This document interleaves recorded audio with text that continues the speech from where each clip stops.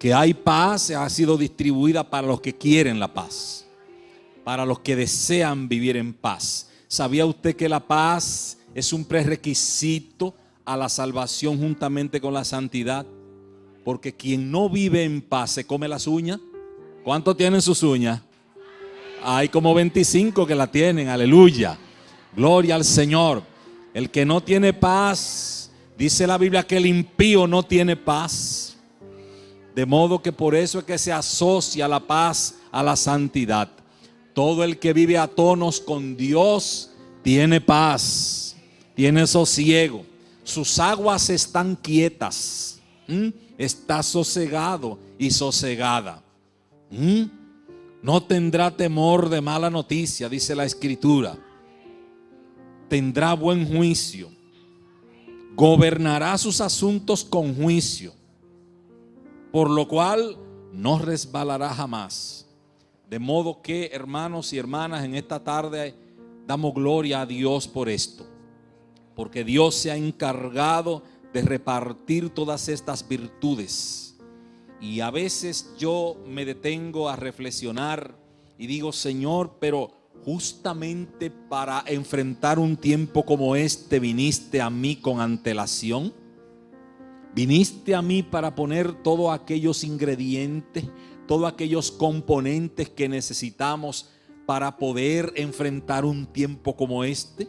¿Usted no le da gloria a Dios por eso? Que con anticipación haya venido a preparar el terreno de nuestras vidas para poder vivir en días tan difíciles. Tal vez decir uno que tiene paz en medio de un tiempo como este, como para que otros se rían. Pero me importa que se rían, yo tengo paz. Aleluya. Y la paz que tengo no la compré yo, ni la busqué yo. La paz que tengo vino con la buena noticia de los ángeles. He aquí os doy nueva de gran gozo, que será para todo el pueblo, que os ha nacido hoy en la ciudad de David un Salvador, que es Cristo el Señor. Aleluya. Todo lo que hemos recibido, todo lo que hemos albergado en nuestros corazones al príncipe de paz, tenemos paz. Ese es uno de los nombres de él, príncipe de paz. Aleluya. De modo que, hermanos, todo esto es motivo para que nosotros vivamos contentos, gozosos y deleitados en él, porque ciertamente las cuerdas nos han caído en lugares deleitosos y la heredad que nos ha tocado es hermosa. Gloria al Señor. Tal vez usted no tuvo la fortuna de tener un papá con fincas, pero les tengo buenas noticias. La Biblia enseña que nos ha tocado una heredad hermosa. Gloria al Señor. Así que cada día, hermanos, hay un motivo para que nosotros centremos nuestra atención y para que nosotros aprendamos a sacar ventaja de la vida. Aprenda a sacar ventaja de la vida. Aprenda a tener una cara de triunfo. Hay gente que me preocupa a mí. Yo veo muchos evangélicos que me preocupan sobremanera, porque tienen plasmados en su rostro amargura, preocupación.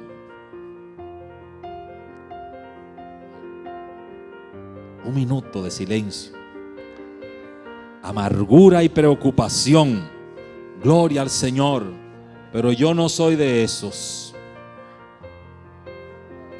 A mí Dios me quitó el manto de luto y me lo puso de alegría, dice Isaías.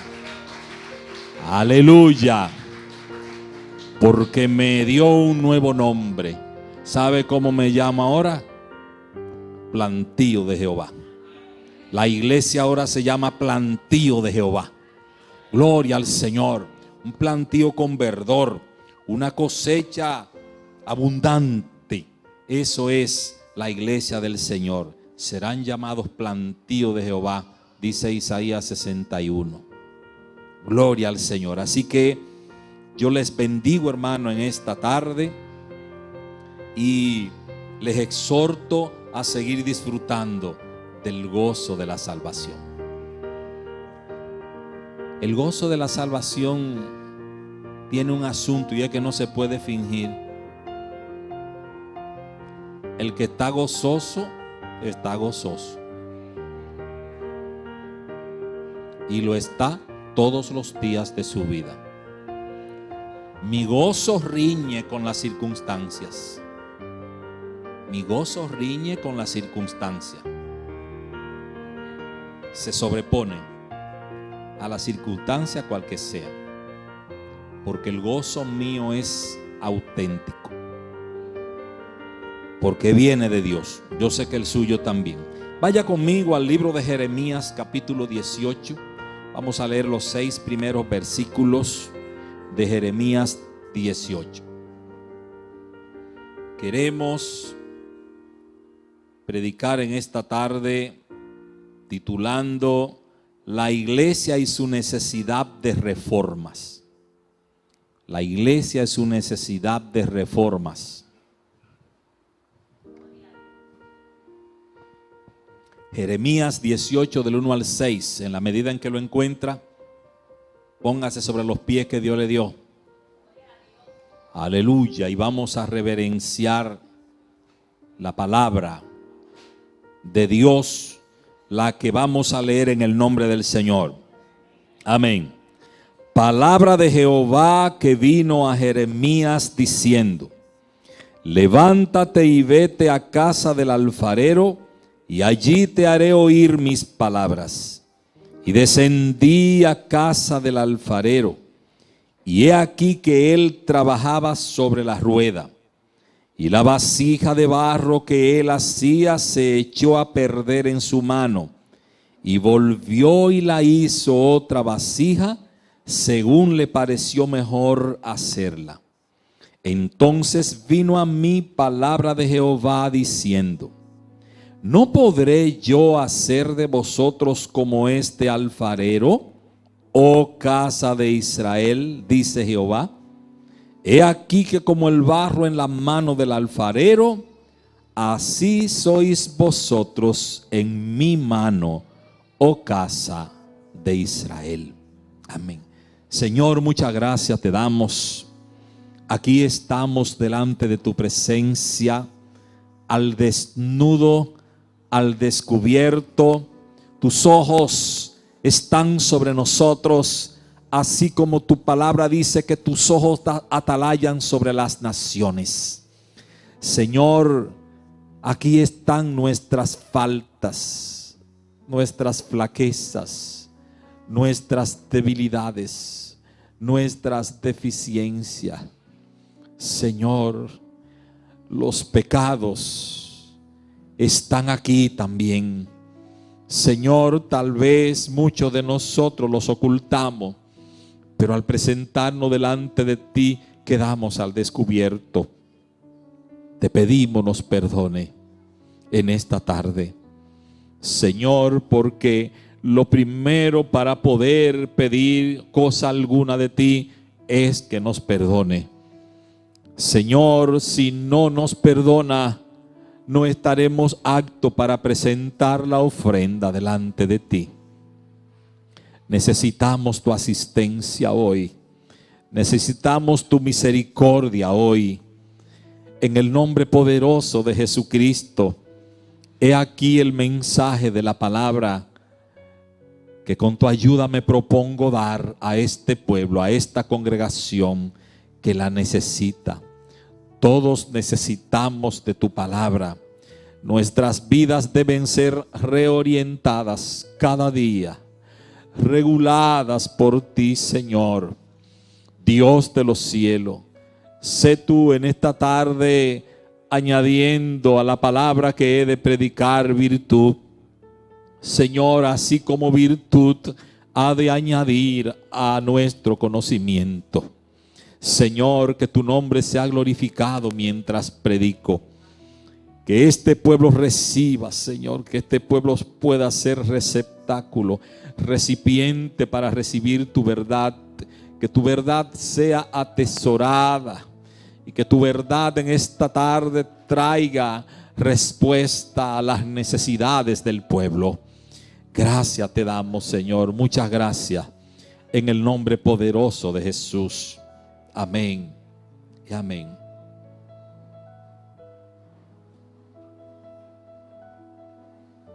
La iglesia y su necesidad de reforma.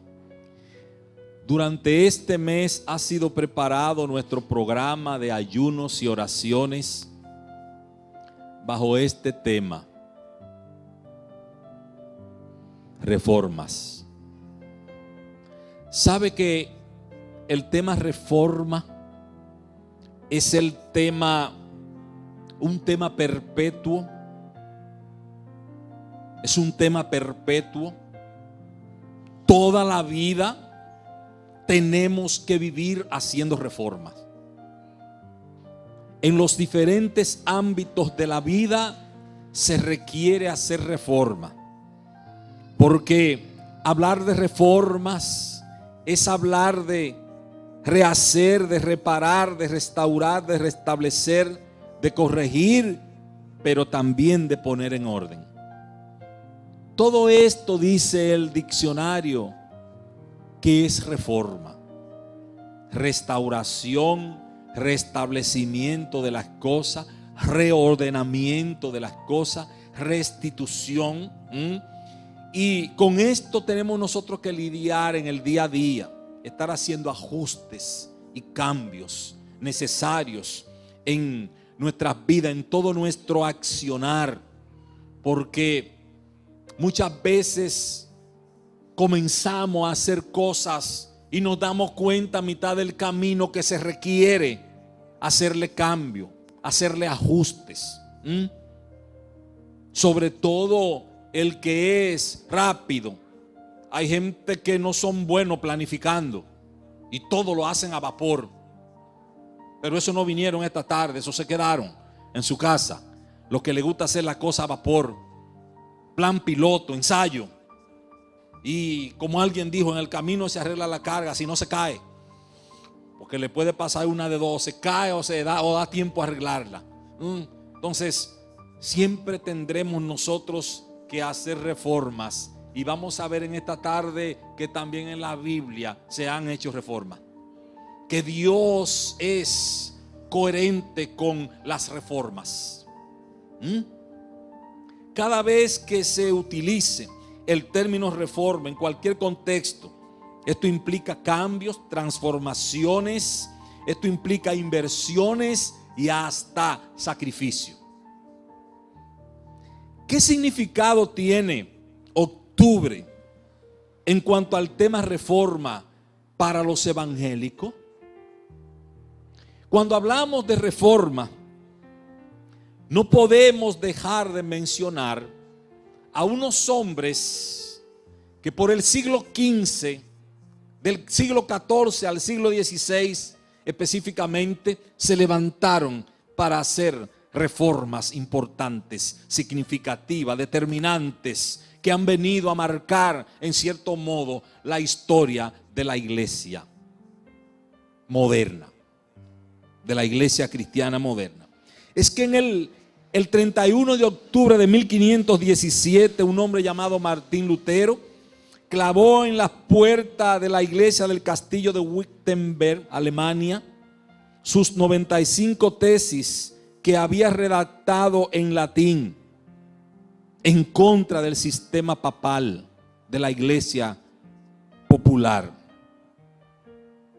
Y había enarbolado los principios que debían regir o que rigen a la verdadera iglesia cristiana. Pero antes de Martín hubieron otros que iniciaron la reforma.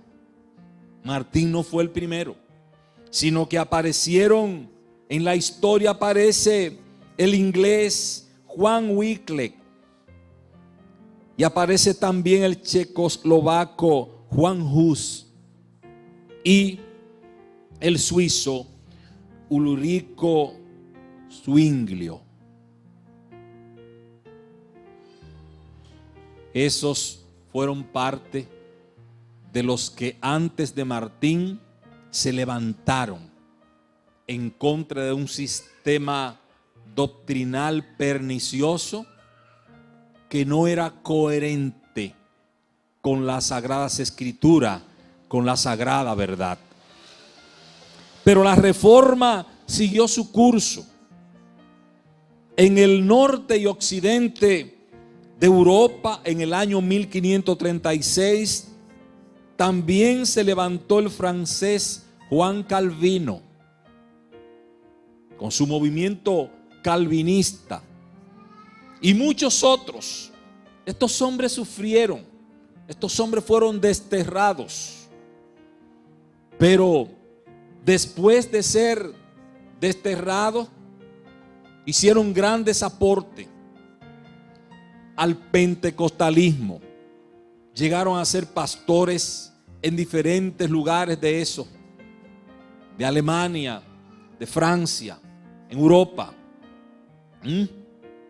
Aunque cada uno de estos reformadores tenía su punto de vista, porque no todos coincidieron en lo mismo.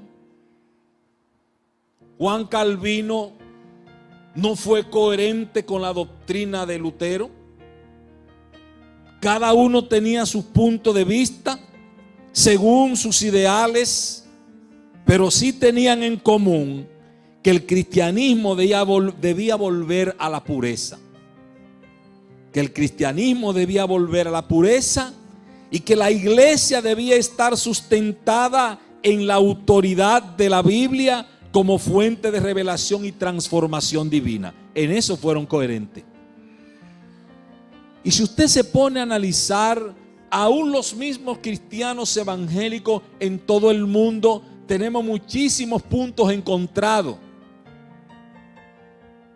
Pero debe haber entre ellos un común denominador: que Cristo es el Salvador, que su sangre, que su sacrificio en la cruz y su sangre derramada nos ha dado redención y perdón de pecado. Debe ser común denominador también el que la Biblia es la herramienta por excelencia y que todo movimiento cristiano, llámese como se llame, para que sea genuino, debe contar con la autoridad de la Biblia. En República Dominicana se quiso reconocer la labor, y qué bueno, de la comunidad evangélica y protestante. Y damos gloria a Dios por esto, porque aquí han ocurrido muchas cosas, hermanos, a favor del evangelio que usted no la va a encontrar en ninguna parte del mundo.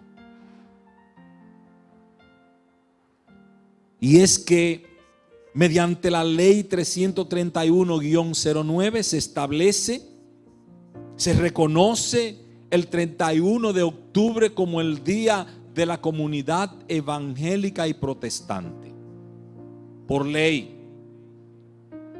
Así como hay una ley que determina el 27 de septiembre, Día Nacional de la Biblia. Que por nosotros estar divididos, no hemos ejercido fuerza para que ese día aparezca colorado en el calendario. Y yo creo que debemos trabajar para eso. Pero estamos divididos. Y como estamos en grupitos, no hemos podido ejercer fuerza. Y mire, si sacáramos la sumatoria de todos esos grupitos, yo le garantizo a usted que seríamos representativos.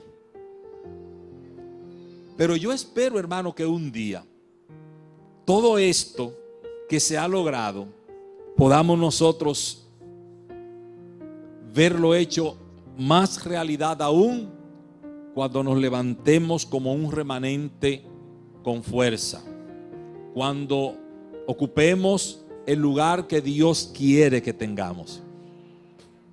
Dios quiere que la iglesia, ¿sabía usted que el mismo sentir que tenía Dios con Israel lo tiene con la iglesia? Dios tenía con Israel el sentir de que Israel fuera un pueblo centro entre los pueblos, de que Israel fuera una hoguera, una antorcha que se levantaba entre las naciones. Claro, para nosotros lograr esto, vamos a tener que convencer a los que viven en tiniebla de que nosotros somos luz. Porque mientras haya un grupito haciendo barbaridades a nombre de los evangélicos, no lo vamos a lograr. Pero cuando nos levantemos, hermano, como un pueblo que vive en pureza, y nos podamos unificar y ejerzamos fuerza en la sociedad como un pueblo lavado por la sangre de Cristo, nos haremos una institución creíble, poderosa, incidente. Gloria al Señor. Dios utilizó a esos hombres para observar en un momento importante de la historia que la iglesia no marchaba bien y que había que hacerle reforma. Dios le abrió los ojos a esos hombres para que pudiesen ver la deficiencia, la perversión, la aberración doctrinal, cómo se tergiversaba la verdad.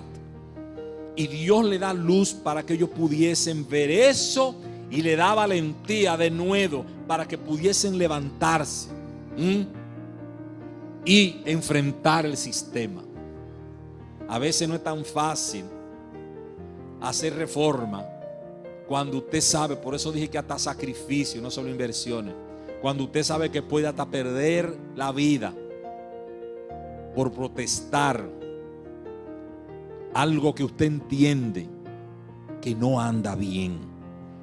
Ya dijimos anteriormente que al hablar de reforma se debe pensar en reparar, en corregir, en restaurar, en cambiar y en poner en orden las cosas. Cada vez que la iglesia no esté marchando o funcionando como debe, habrá que hacer reforma. Cada vez que la iglesia no esté funcionando, marchando como debe, habrá que hacer reforma, habrá que hacer cambio. El mismo Dios nos enseña mediante su palabra que favorece las reformas. Favorece que se hagan reformas en determinados momentos.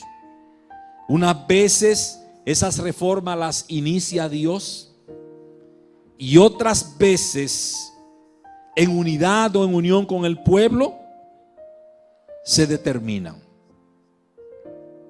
De modo que así podemos nosotros observar que ocurrió en la iglesia primitiva, y yo quiero resaltar 4 reformas importantes que hubo que hacer en la iglesia primitiva y que nosotros hoy también debemos de estar atentos para cuando haya que transformar algo, cuando haya que cambiar algo, cuando haya que adicionarle algún procedimiento, algún método, alguna estrategia a algo. Y lo primero que quiero que observemos es que hubo que hacer una reforma en lo espiritual.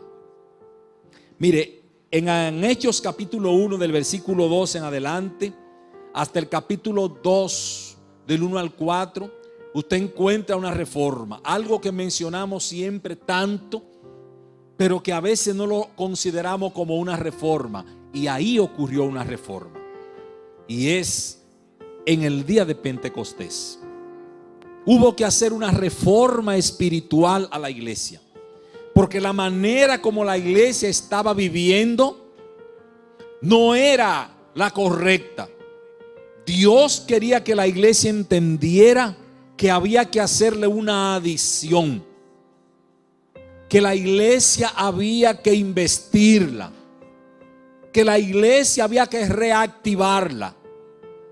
Por eso aparece en la escritura que Dios había iniciado esto como promesa, lo había dado a la iglesia. Le dijo: ustedes deben trasladarse, ustedes deben quedarse en Jerusalén, ustedes deben esperar lo que yo les voy a dar.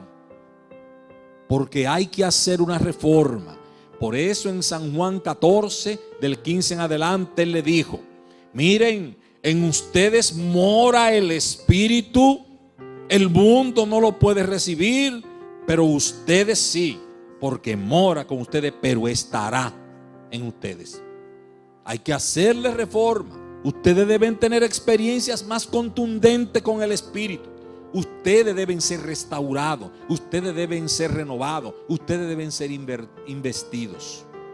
Entonces ocurre ahí la reforma, y el pueblo que estaba a la expectativa de lo que Dios iba a hacer, no sabía cómo iba a ocurrir. Y es por eso que el pueblo se pone en actitud de que ocurra la reforma. Cada vez que usted quiera que se haga en su vida una reforma espiritual, tiene que ponerse en la actitud de que ocurra. Pero lo primero que tenemos que hacer es reconocer que nos hace falta una reforma. Uno de los grandes problemas de la iglesia es que la iglesia se ha acostumbrado a vivir así en deficiencia, a vivir en miseria espiritual. Y usted lo ve que aparentemente están felices, cayéndosele el techo encima y feliz. Y Dios no quiere que la iglesia viva así. Dios quiere optimizar a la iglesia con el potencial que le ha dado. Dios quiere que la iglesia entienda: en una iglesia no es el pastor el que está llamado a descubrir la miseria espiritual de ningún miembro. Es el mismo miembro. Es el mismo miembro. Usted tiene que saber, porque usted y yo somos muy buenos cuando nos duele la cabeza, huyendo para el médico a buscar causa. Cuando tenemos que andar arrastrando un pie, ahí vamos y buscamos, hermano, donde quiera, donde están los mejores ortopedas, a ver qué es lo que nos pasa ahí, que esa pierna no me obedece. Así mismo debiéramos ser nosotros en lo espiritual. Señor, ¿qué me está pasando? Yo no siento nada de ti. Yo no tengo estímulo para nada. Señor, yo quiero que tú me sanes. Yo quiero que tú me cures. Hay algo, se me murió el espíritu. Oh, David dijo, vuélveme el gozo de la salvación. Yo no tengo gozo. Me encanta la sinceridad de David. Yo no tengo gozo. Límpiame con hisopo porque me siento que estoy embarrado, que estoy sucio. Ponga en mí un corazón noble y espíritu noble me sustente, Señor, y no quite de mí. A veces parecía que ya no tenía espíritu. Cuidado, si me quitaste el espíritu, no lo quite de mí, Señor, tu Santo Espíritu. Ay, hermano, pero nosotros nos da de toda esa cosa y no nos damos cuenta. Y hasta que el diablo no nos lleva, estamos así mismo, tranquilos. Hay que hacer reforma. Y Dios dijo: a esta iglesia hay que hacerle una reforma. Una reforma espiritual que va a ser el punto de partida para que pueda con eficacia realizar las intenciones que hay en mi corazón para con ella. Y entonces la iglesia asimiló el que debía crear condiciones, un ambiente para que eso viniera sobre ella. No sabía lo que era, pero creó condición, y por eso en Hechos 1 del 12 en adelante aparece la actitud de la iglesia esperando que Dios hiciera esa reforma. De modo que la primera reforma que aparece en la iglesia primitiva es de índole espiritual. Una segunda reforma que quiero resaltar que ocurre en el seno de la iglesia primitiva es de orden. Es una reforma organizacional. Una reforma organizacional, y aparece en el capítulo 6 del libro de los Hechos. La iglesia con la reforma espiritual había crecido tanto que había llegado a ser más de 8,000 miembros. Ustedes conocen la historia, y la iglesia, como había crecido tanto, había que reorganizarla. Había que liberar el ministerio de la palabra y de la oración a cargo de los apóstoles, y había que delegar en la masa, había que sacar dentro de la masa los representantes, los servidores, aquella persona que se encargarían entonces de la distribución diaria a las viudas. Esa es una reforma organizacional. Y cuando usted lee en el libro de los Hechos de los Apóstoles, después que se elige a esos 7 diáconos, hombres ordinarios, pero hombres santos, hombres llenos de sabiduría, de unción, de conocimiento, de buen testimonio, y fueron colocados con el aval de la multitud para que ellos fueran instrumento de bendición. Pero me encanta que después que leemos los 6 primeros versículos en donde fueron posicionados ahí esos 7 hermanos, entonces dice el versículo 7: y crecía la palabra del Señor y el número de los discípulos se multiplicaba grandemente en Jerusalén, porque las reformas traen bienestar, porque las reformas traen crecimiento, porque las reformas traen prosperidad. Y entonces la iglesia se organiza. Ahora estos diáconos, parece que le agradó muy bien a Dios el que se organizara la iglesia, porque fíjese qué cosa, a partir de esa reforma organizacional, entonces Dios comienza a usar no solo a los apóstoles, sino también a los diáconos. Ojo, iglesia, nada más no es al pastor que Dios puede usar. Dios quiere usar al cuerpo.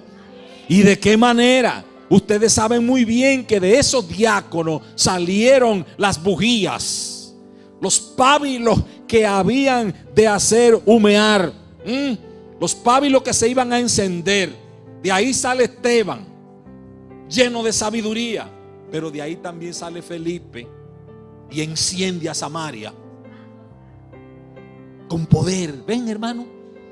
Y Dios usa a esos diáconos a raíz de hacer esa reforma en la iglesia, poniendo cada cosa en su lugar, porque dijeron ellos: no se puede descuidar el ministerio de la palabra y de la oración. Son la parte 1:1 del ministerio pastoral. La palabra y la oración.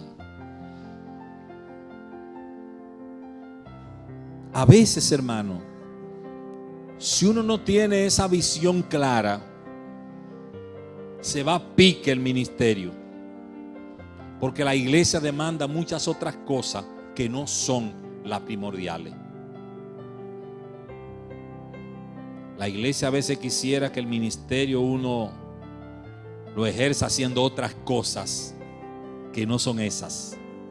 Y el ministerio pastoral es un ministerio de altar primeramente, y después se hacen las otras cosas.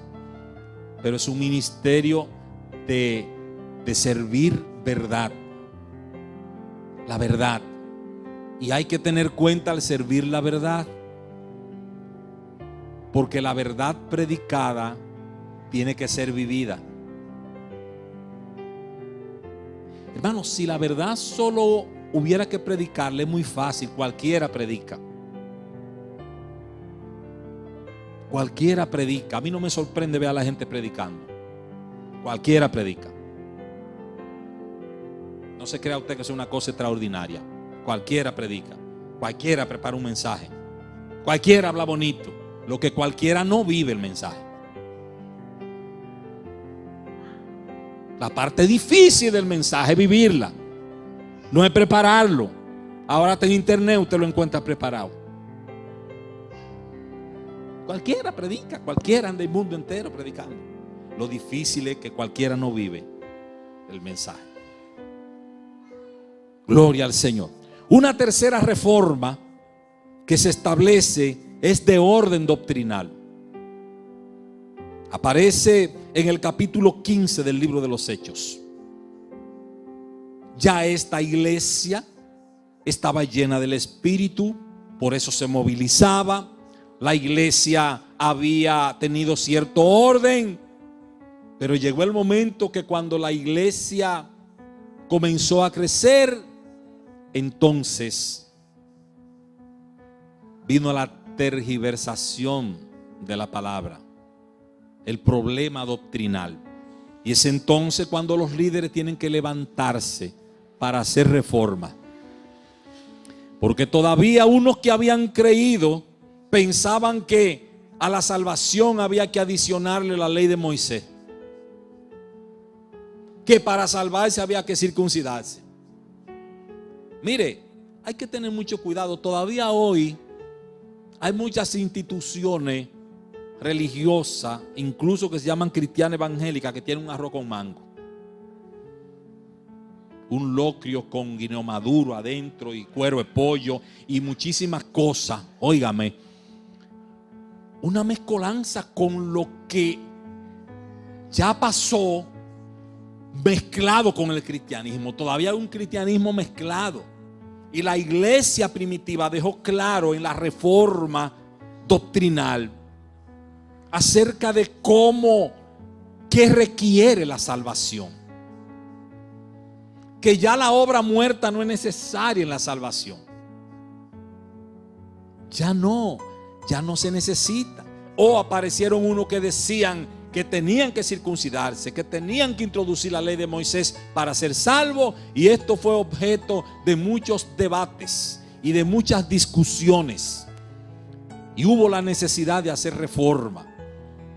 Y por eso aparece ahí en el capítulo 15, desde el versículo 1 al 32 del libro de los Hechos, y entonces se instaura lo que se llama el concilio de Jerusalén.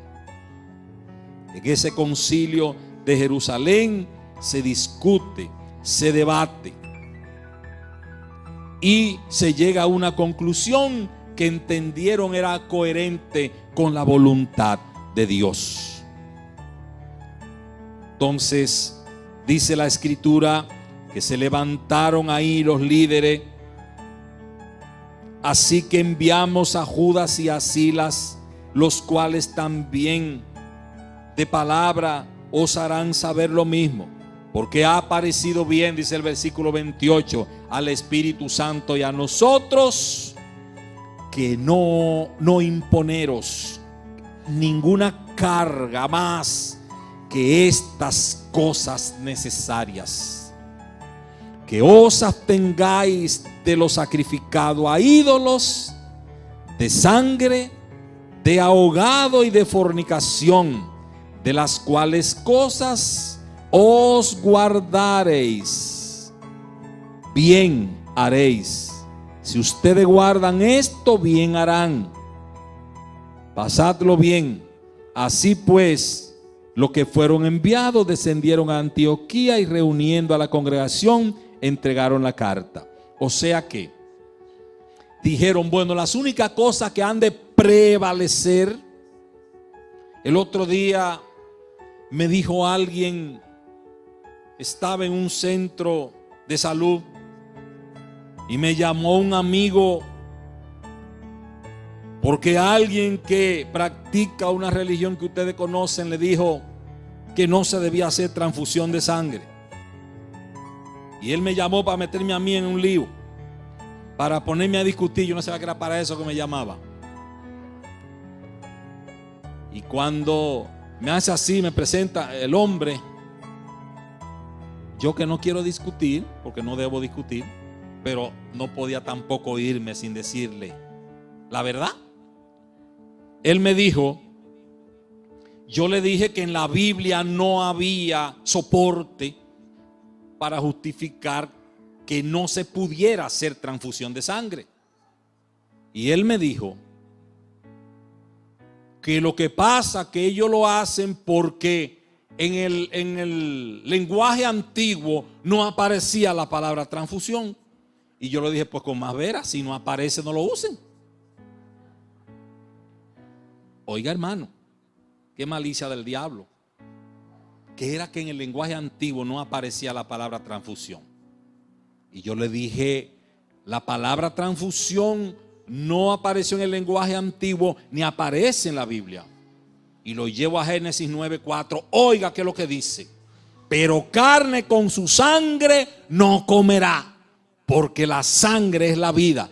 Digo, comer no es transfundir. Y el hombre se quedó patinando, porque cuando usted no tiene soporte bíblico va a patinar, se le vuelve en la goma lisa. El que no tiene soporte bíblico se le vuelve en la goma lisa y tiene que patinar. Entonces, hermano, usted y yo tenemos que andar en la verdad.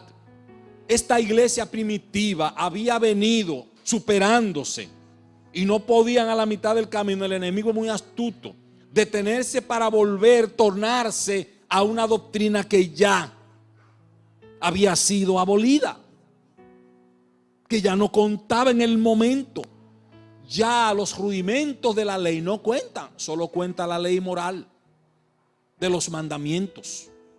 Entonces, los discípulos tuvieron que hacer reforma y establecer que lo único que se transfería desde allá a acá, que se mantenía vigente, era el ahogado y la sangre. Dicho de otro modo, ahogado, comer sangre coagulada, pescuezo de pollo, por ejemplo, y la llamada morcilla que a usted y a mí nos gustaba con yuca, eso ni siquiera se nombre como conviene a santo. Porque muchas veces que en mi ignorancia me la comí y me chupé los dedos. Pero que se entienda, no se apure. Yo no le voy a preguntar que si todavía hay evangélicos que les gusta la morcilla, porque cuando viene a ver a dos o tres, yo no voy a hacer esa pregunta. Pero lo cierto es que a partir de hoy usted debe saber que no se la debe comer porque peca contra su Dios. Aleluya. Entonces hubo que establecer doctrinas claras. Nuestra Biblia es clara, hermano. Y hubo que hacer esa reforma. Pero además hubo que hacer una cuarta reforma, que fue una reforma misionera. Una reforma misionera iniciada por el mismo Señor. Ellos habían predicado, habían evangelizado, pero ahora había que organizar el departamento de misiones en la iglesia primitiva. Y había que poner como superintendente de misiones a Pablito. O sea, cuando usted vea un departamento de misiones, no se asombre en una institución, porque en la iglesia primitiva también había uno. Y ahora dice la escritura, y a mí me llama la atención en el capítulo 13 del libro de los Hechos. Mire que las cosas hermosas que Dios quiere introducir en la iglesia no ocurren como quiera. Siempre ocurren dentro del marco de un ambiente santo, sagrado, consagrado. Dice ahí el capítulo 13 en los primeros versículos que había en la iglesia de Antioquía maestros. Habían líderes. Allí en la iglesia habían maestros y habían profetas. Dice que allí estaba Bernabé, Simón, el que se llamaba Níger, Lucio de Cirene, Manaén, el que se había criado junto a Herodes el tetrarca, y Saulo.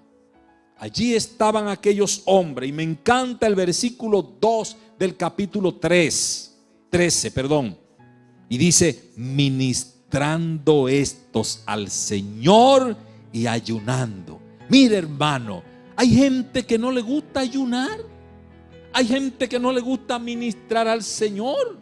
Qué bueno que se acabaron. Yo espero que las usen.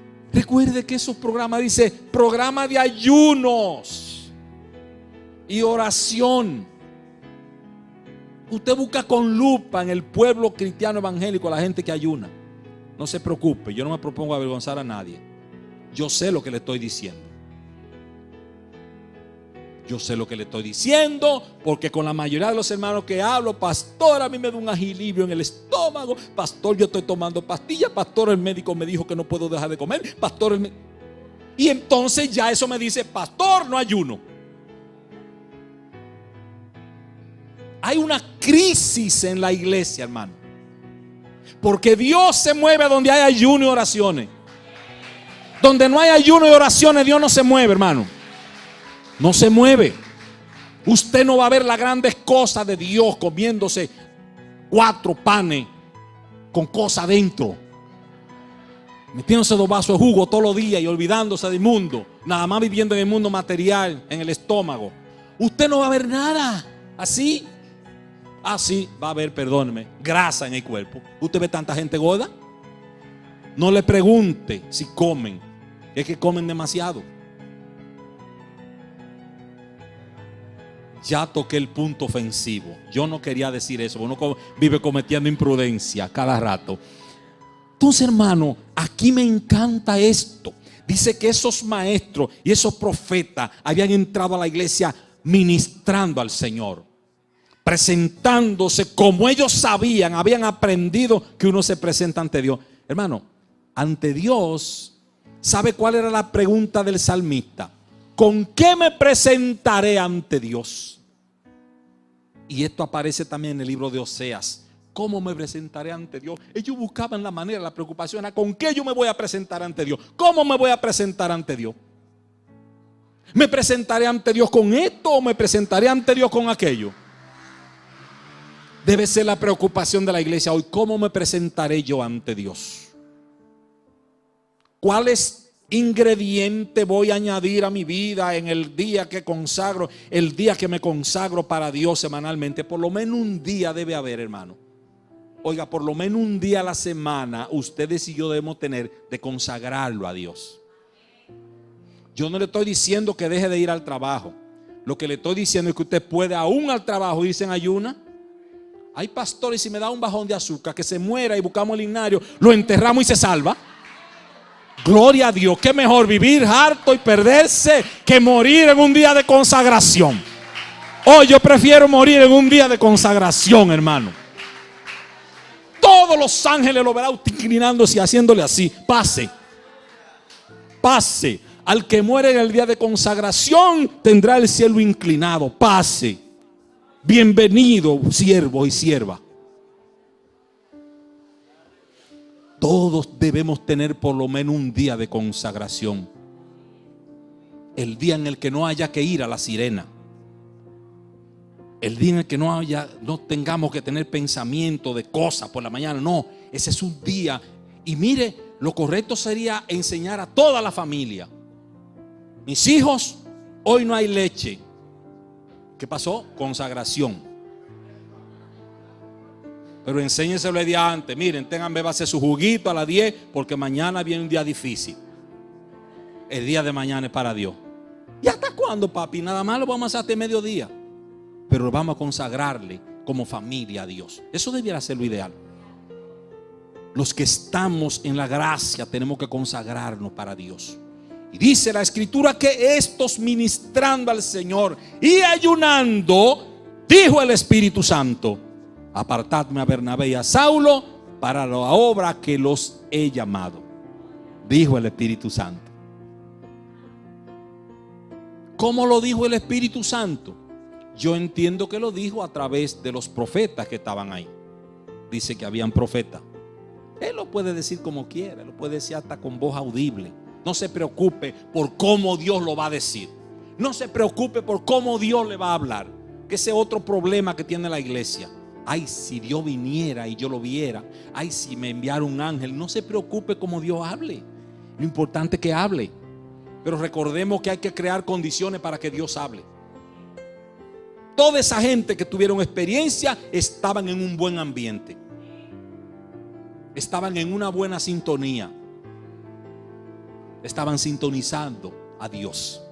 Y entonces se establece una reforma en la misión. Aquí entonces se organizan las misiones. Se emprende misión por todas las latitudes. Dios levanta a este hombre como encargado del departamento de misiones de la iglesia de Jerusalén y se hace acompañar de otros. Y Dios reorganiza u organiza las misiones. Pero me llama la atención que este hombre era un hombre sujeto al orden de Dios. ¿Sabía usted que Pablo era un hombre sujeto al orden de Dios? Se dirigía por Dios, pero se sujetaba a las autoridades. Realizaba un viaje misionero por un lado y luego traía su informe a la iglesia de Jerusalén, que lo había despedido, que había orado por él, porque había sido ordenado por el Espíritu. Hay gente que dice: no, a mí nada más me manda el Espíritu. Ustedes han oído a gente así. Como me apareció un evangelista un día tempranísimo, levantándome. Y cuando yo le dije que quién lo enviaba, me enseñó la Biblia. Mire quién me envía. que quien lo representaba. Mire, a mí me representa a Dios solamente. Digo, hay problema en este hombre. Cuando usted oiga decir a una gente que nada más lo representa a Dios, diga, hay problema. No tiene formación. Porque Pablo no dijo eso. Y mire qué categoría tenía Pablo. Pablo realizaba su misión y volvía a la iglesia de Jerusalén a traer su informe.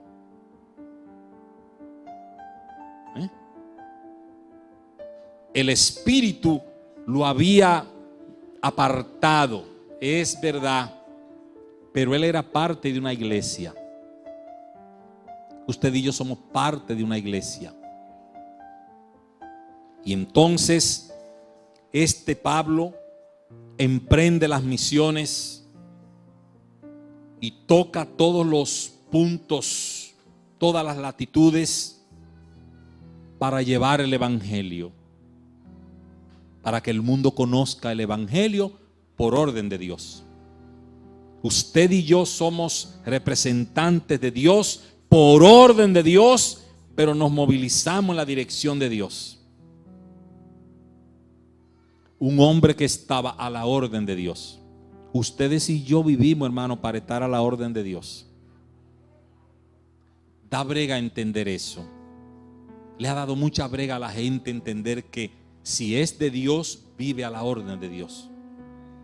Por eso el mismo Pablo establece por inspiración divina, ya no vivo yo. La expresión es, ya yo no hago lo que quiero. Yo vivo para hacer lo que quien me comisionó quiere. Usted debiera vivir para hacer lo que el que le comisionó quiere que usted haga. Y yo también. Hay un precio a pagar cada vez que procuramos hacer la voluntad de Dios.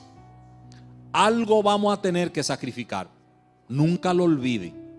Cada vez que usted quiera hacer la voluntad de Dios, algo humano va a tener que sacrificar. Y al tener que sacrificar algo, a alguien va a enojar. No me entendió. A alguien va a incomodar. Cuando usted se levanta en su propia casa para hacer la voluntad de Dios, posiblemente los primeros enemigos serán los de su casa, como dijo Jesús. A alguien va a incomodar, a alguien va a hacer enojar, pero nunca olvide, use la sabiduría para hacer la paz con el que se enoje, pero recuerde que usted vive para Dios. Yo vivo para Dios. Una lucha de nosotros es tener que hacer ajustes entre una cosa y otra, pero vivimos para Dios. Por eso es importante que hagamos reforma en todos los ámbitos de la vida, para que podamos adaptar esto de tal manera que haga el menos daño, el menos ruido y ocurra la menos incomodidad. Pero no debo perder de vista que yo soy un trabajador de Dios. Tú eres una trabajadora de Dios. Lo que pasa es que tú no lo has entendido. No lo has entendido, pero eres un trabajador de Dios y una trabajadora de Dios, pero no lo has entendido. ¿Cómo debo orar, pastor? Entonces, bueno, órele a Dios para que usted lo pueda entender. Pero somos trabajadores de Dios. Siervo y sierva. No se acomoda el término siervo. El término siervo es que tú eres un esclavo y yo otro, de aquel que nos llamó. Así le dijo Dios a Israel que era. Vosotros sois mis testigos y mi siervo que yo escogí. Isaías 43:10. Para que me conozcáis, creáis y entendáis que yo mismo soy. Que antes de mí no fue formado Dios, ni lo será después de mí. Ustedes tienen que encargarse de correr la voz, porque a ustedes yo los he autorizado, por cuanto son mi siervo y son mi testigo. Tú y yo vivimos, hermano, para correr la voz. Tú y yo vivimos para dar la alerta como atalaya de Dios. Tú y yo vivimos para advertir al mundo del peligro. Tú y yo vivimos para compartir el bienestar de la gracia. Tú y yo vivimos para proliferar la salvación del reino de Dios. Tú y yo vivimos para invertirnos en Dios. De modo que debemos comprender nosotros esto. La iglesia debe aprender a hacer reforma como cuerpo, y cada miembro de manera particular debe aprender a hacer reforma. Cuando una cosa no te esté cuadrando, tú puedes hacer reforma. Lo que tienes que cuidarte es que no te salga de la palabra, pero puedes hacer reforma. Lo que yo hago, tú puedes hacer lo mismo con otro método. Tú puedes hacer lo mismo o mejor con otra estrategia. No tiene que ser la misma. Lo que sí tiene que ser la misma es la regulación. Lo que sí tiene que ser la misma son los parámetros legales. Pero tenemos y debemos de hacer reforma. Este es un mes en donde debemos meditar en la necesidad de hacer reforma. Reforma en todos los órdenes. Observa tu casa, observa tu familia, observa tu economía, observa tu programa del día a día para ver qué hay que cambiar, qué hay que transformar a la manera que te funcione mejor. Porque no necesariamente tú tienes que seguir operando de la misma manera que lo ha venido haciendo y fallando y teniendo problemas. No, si estás teniendo problemas con ese método, ajustate a otro que te funcione mejor. Pero nunca olvidar que Dios debe ser tu lámpara. Dios debe ser tu iluminación. Dios debe ser tu corrector. Dios debe ser tu mentor. Dios debe ser tu director.